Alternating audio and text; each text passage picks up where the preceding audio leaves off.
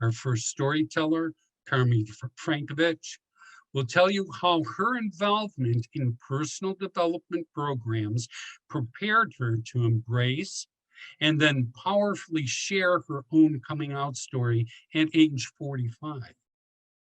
Carmi has been committed to understanding, advocating, supporting, and educating herself and others regarding those topics relating to the LGBTQ community.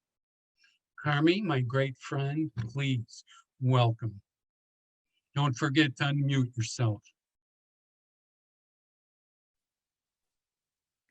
Thank you, my dear friend Tony. It's always a pleasure collaborating with you.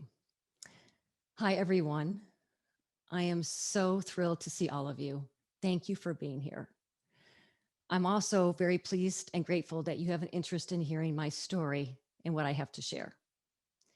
My story today is not so much about my coming out experience. Rather, it's about my development and transformation via my participation in various programs and counseling, which empowered me in many areas of my life, including being a thriving survivor with a fluid sexual identity. So begins my story. When I was 28 years old, my friend Lalo urged me to do a personal transformation weekend that he had just completed and which had profoundly impacted his life. It was called The Experience, and one of its founders was the well-known LGBTQ activist Rob Eichberg, who also is one of the founders of the National Coming Out Day. The Experience weekend was really created for the LGBT community, but Lalo assured me there would be a few other straight people who would also be participating. The weekend focused not just on sexual identity or coming out, but on all kinds of coming out experiences, in addition to living more powerfully, being fully expressed, connecting deeply with ourselves and others, and so on. Friends and family agreed to care for my 4-year-old son. I was a single parent at the time while I was in the weekend seminar. So I took the leap of faith and registered for the experience. The direction of my life changed dramatically that weekend. I learned so much about myself, not just by getting coached by the fabulous experience facilitator, Honey Ward, but by listening to the stories of all the participants and gaining insight into my own experiences and transformation. I had a bunch of aha moments and big takeaways from that weekend, and I'm just going to share a couple of them with you. First, and the most importantly, I had a healed and restored relationship with the woman who I love more than anybody else in the world, and that's my mom. 2, just prior to doing my experience weekend, I had located the man who had sexually abused me when I was 6 years old. I had already arranged an out-of-state visit to confront him and do battle. The experience facilitator gave me coaching in front of the room about creating the intention for healing and understanding, forgiveness and compassion. That conversation with the man who had sexually abused me was incredibly powerful and healing, and I'm so grateful to have done the experience seminar prior to my visit with him. Third takeaway. Last week, I was able to unpack my workbook from my experience weekend. At the top of one of the pages, the workbook instructed me to, quote, list any other specific actions you intend to take or communications you intend to make as a result of participating in the experience. And it was so interesting to read my handwriting for all those years ago. I wrote, my vision is to become involved in HIV/AIDS work in Mexico. I need a few more years of experience, will pay off my debts, and I'm already networking with people who can assist me in realizing this vision, end of quote. Well, I'm happy to report that I was able to accomplish that vision and paid off my debt after returning from living in Mexico for about a year, where I was able to serve on one of the HIV/AIDS task forces in the state of Zacatecas. 4, during the experience seminar, I examined whether or not I was or could be gay or bisexual. I came to the conclusion that I was straight, but that it would be totally fine if someday that changed. I also took a vow at the end of the weekend. I don't recall the exact wording, but I vowed to do all I could to support the vision of the experience. So back in 1994, the vision of the experience was the following. By the year 2000, it will be absolutely okay to be lesbian or gay, and diversity will be valued and celebrated. So that was the vow that I took.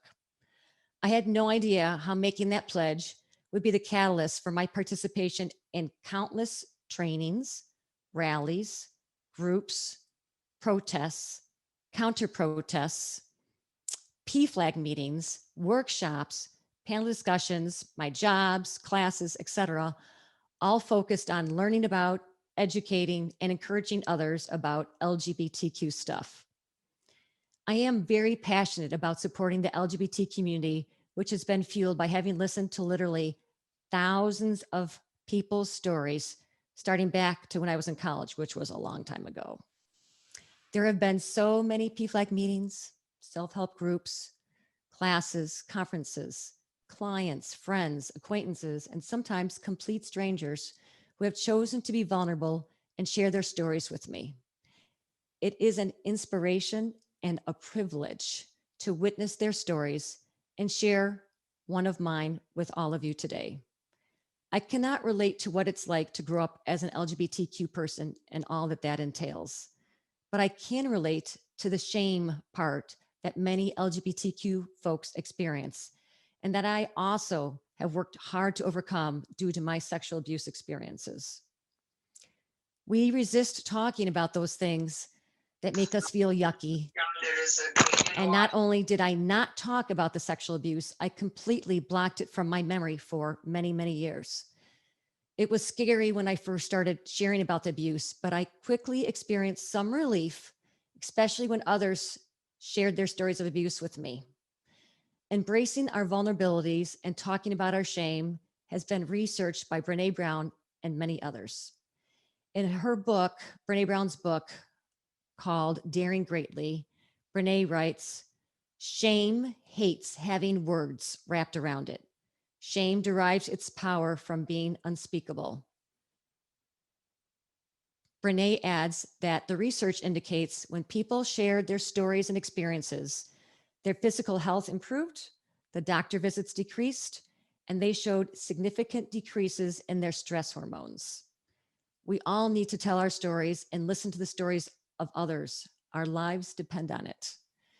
During this time of COVID-19, there are many virtual venues and opportunities for us to share our stories with each other. Outwards Journey is one opportunity. I know that you'll be hearing later today about a virtual support group that's going to be starting up for LGBTQ people. I believe I heard that Charlotte McIntosh from what's it called? Hold on.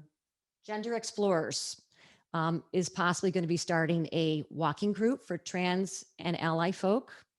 So there's so many ways to share your stories. Also support groups, individual counseling, 12-step meetings, PFLAG, Youth Outlook, church and other spiritual groups, couples retreats and workshops, and of course, personal transformation seminars. Unfortunately, the personal transformation weekend called The Experience is no longer in existence. I do not know if there are other similar type programs that have gone virtual that are specifically designed for LGBTQ people and allies. I do know that the co-founders of The Experience were greatly influenced by another personal transformation program called EST, which is now called Landmark Worldwide. I signed up to do the Landmark Forum in 2001 because a friend of mine shared about her extraordinary weekend and wanted more of what I had gotten out of doing the experience. That Landmark Forum weekend blew my socks off, and I have become a personal growth and transformation enthusiast ever since. My biggest accomplishments are not monetary, but are more important things like repaired relationships, improved self-confidence, compassionate listening and communication, self-love, self-acceptance, and other types of breakthroughs that have been supported by my participation in personal development and transformation programs like Landmark, PSI, the Right Foundation, Tantra Nova, and of course, the experience. I have gained much in these personal growth workshops by listening to others share their challenges and breakthroughs, and by hearing world class facilitators powerfully coach folks so that everyone in the room can apply those distinctions to our own lives. Okay, back to my personal story. So, flash forward to the year 2012, and I was in another landmark weekend course. The person that you sit next to in a course is who you do the paired exercises with. And the woman I did my exercises with that day identified herself as a lesbian. And then after we did the exercises, we ate our lunch together. At some point during lunch, I felt this old but familiar sensation in my stomach, like butterflies when you're interested in somebody romantically. This was very confusing to me because I had never felt that sensation before for a woman. I remember being surprised, anxious, excited, curious. I was pleasantly surprised when I went back to the landmark course the next day and those feelings were still there and getting stronger. That was the first time I fell in love with a woman. And even though the relationship only lasted about 6 weeks, it had an incredible impact on my life and on my sexual self identity. To this day, I do not identify as a lesbian. My primary romantic and sexual attraction is towards men, but that did not stop me from falling in love with another woman. And this time, the relationship lasted for a whopping 6 months. Coming out to friends, family, colleagues, etc., was mostly pretty easy. I had a deep rooted belief that love is love. And even if others did not agree, I knew that my love and intentions were honorable. My transformation work with Experience and Landmark well prepared me to be with people in any situation, including being judged or rejected. There were some people close to me who lovingly told me they believed I was going down the wrong path, which was difficult to hear. Even one of my dearest friends was praying for me because she was afraid I wasn't going to be with her in heaven and added me to the prayer chain at church. Um, but I knew she did it with loving intentions. Thankfully, due to my personal development training, I was able to powerfully listen and validate what was true for them. And validate doesn't mean that I believe, it's just that was valid for them. And I was still lovingly and confidently sharing what was true for me. It was also a bit challenging trying to explain that even though I was in a romantic relationship with a woman, I did not identify as gay. My college age son was supportive and not surprised. He basically said whatever worked for me was fine by him when I told him I was dating a woman. My son also taught me the word heteroflexible, which is still my preferred way of describing my sexual orientation. My parents love me and they want me to be happy.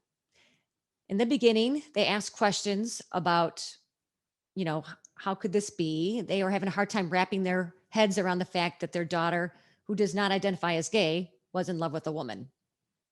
My father even rode in the P flag van in the Aurora Pride Parade, wearing a t shirt that had a Christian pro LGBTQ verse on it and waved his rainbow flag proudly.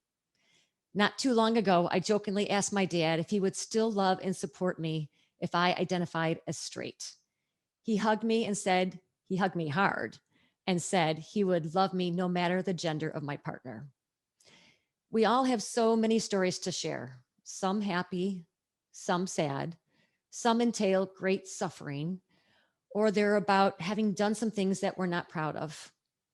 And we often believe that we're the only ones who are dealing with this specific secret or burden.